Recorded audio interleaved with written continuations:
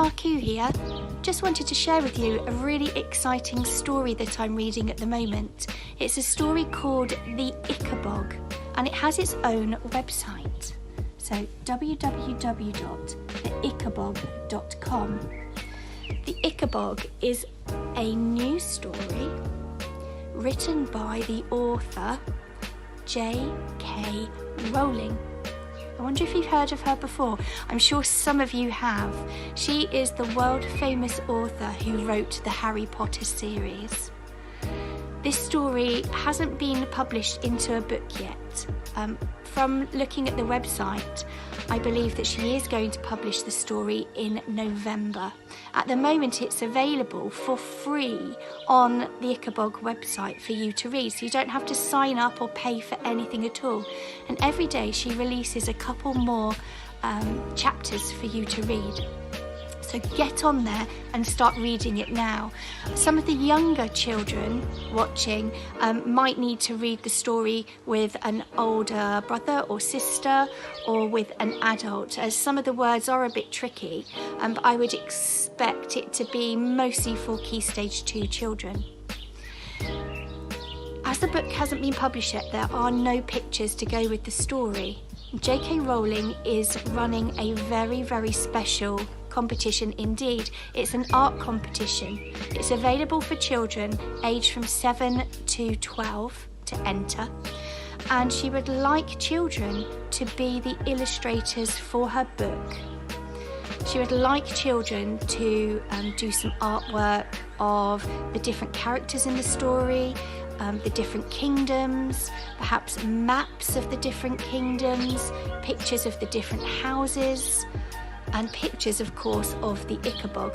On the website, www.ickabog.com, she gives all of the information there. She actually has a list of the different pictures she would like. And once you're ready, you can then submit them with the help of an adult to enter the competition. Of course, if you do some artwork, please ask an adult to email it into school, into your class page, and then your class teacher can share it with me, because I'd love to see what you do. Why don't you come back inside with me? I'm going to go inside now and draw a picture of King Fred the Fearless. As there are no pictures of him yet, you have to be able to use your imagination and use the clues that are in the story to try to work out what the characters might look like from their descriptions. So come on in with me. I'm going to go and have a go at drawing King Fred. Okay, hello again. I'm back inside now, ready with my art book. I have just jotted down some notes after reading the first page of the Ickabog.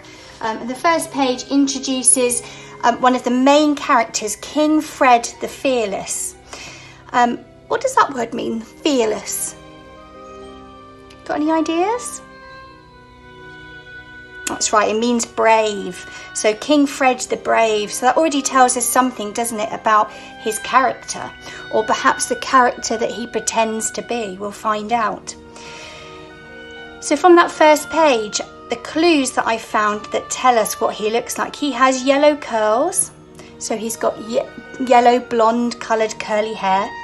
It said that he smiles and he waves an awful lot. He has a sweeping moustache, so a long moustache perhaps. He wears a ruffled shirt, so that's a shirt with lots and lots of frills. He wears a velvet doublet.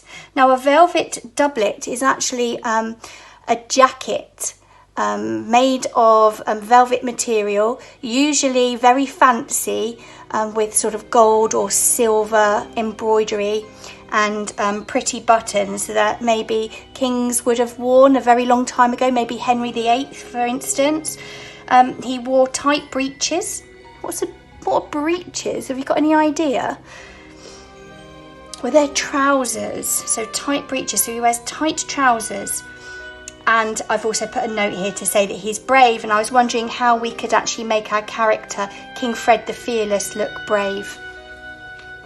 So, here we go. Remember, when you're drawing, don't press hard, because it's almost impossible to rub out properly. I'm going to press hard and go over it as well with the Sharpie so that you can see what I'm doing. So let's think about Fred the Fearless. So here we go. So let's think about, first of all, his head. And as this is going to be an illustration for a children's book, I'm going to keep this looking not too realistic. So he needs to have, so I'll draw his nose in. It also did actually say further into the story that he was quite handsome. So I wonder how I can draw him looking handsome. So I'm just drawing his moustache. It says he's got a big moustache, so I'm expecting that to be a moustache that comes off of his face. So I'll just draw in a chin here.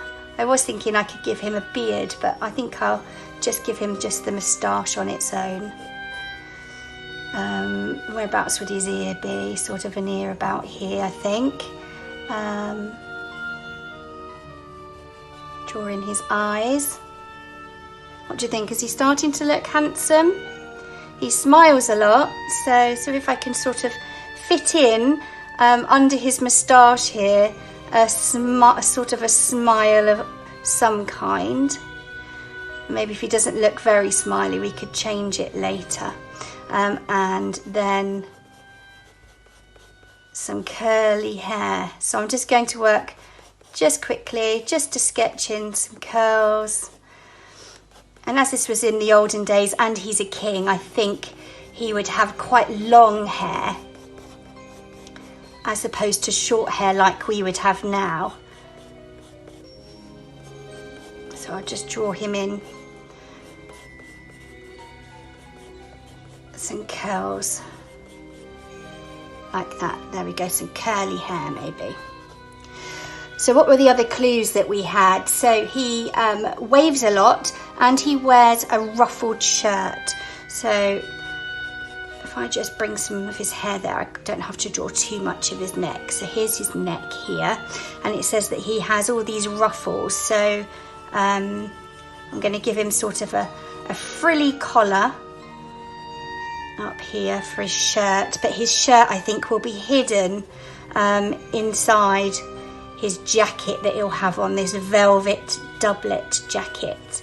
And I'm going to make it double-breasted. Double-breasted means that it has 2 sets of buttons on each side to do up. He waves a lot, so let's just draw him waving. So I'm going to give him sort of quite puffy sleeves here.